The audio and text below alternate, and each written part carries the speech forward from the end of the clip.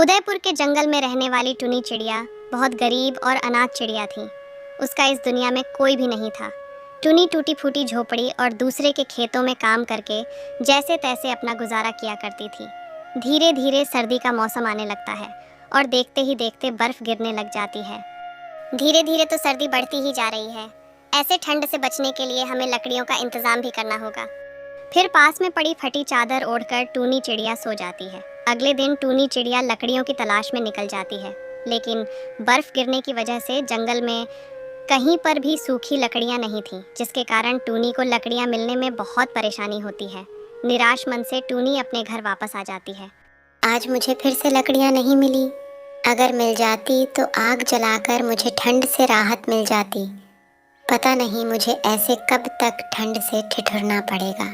कुछ देर बाद दरवाजे पर खटखटाने की आवाज आती है।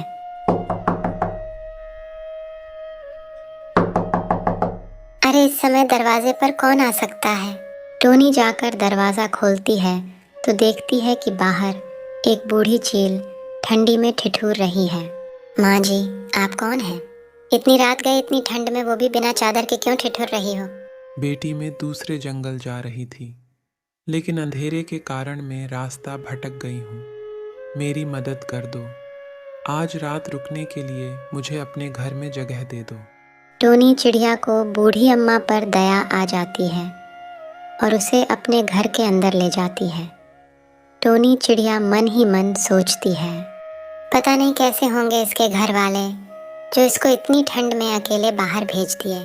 टोनी चिड़िया अपना कंबल बूढ़ी चील को ओढ़ने के लिए दे देती है, खुद बिना कंबल के सो जाती है। सुबह जब टोनी चिड़िया की नींद खुलती है तो उस बूढ़ी अम्मा को उठाने के लिए उस कंबल को उठाती है और हैरान रह जाती है, क्योंकि वहाँ पर बूढ़ी अम्मा नहीं रहती है। अरे ये क्या, बूढ़ी अम्मा तो चली गई बिना कुछ खाए। मुझे भी भूख लगी है, मैंने भी कल रात से कुछ नहीं खाया। तभी उस कंबल से एक चमचमाती हुई रोशनी निकलती है और उस रोशनी में से भोजन का प्लेट उसके सामने आ जाता है। भूख इतनी जोरों से थी, टोनी चिड़िया झट से खाना खाना शुरू कर देती है।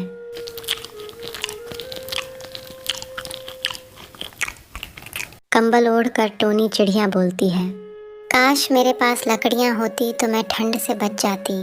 तभी लकड़ियाँ टोनी के सामने आ जाती हैं। अरे ये क्या, कहीं ये जादुई कंबल तो नहीं? लगता है वो अम्मा जादुई थी, जिससे कंबल भी जादुई हो गया। फिर टोनी चिड़िया उस जादुई कंबल से अपनी ज़रूरतें को पूरा करती है। टोनी उस जंगल में ठंड से ठिठुर रहे, पक्षियों को ज़रूरतमंद चीज़ें देती हैं। इस तरह खुशी खुशी टोनी चिड़िया जंगल में पक्षियों की मदद करती रहती है। प्यारे दोस्तों, क्या आपने मुझे सब्सक्राइब कर लिया है? और बेल आइकन को दबाना बिल्कुल ना भूलिएगा।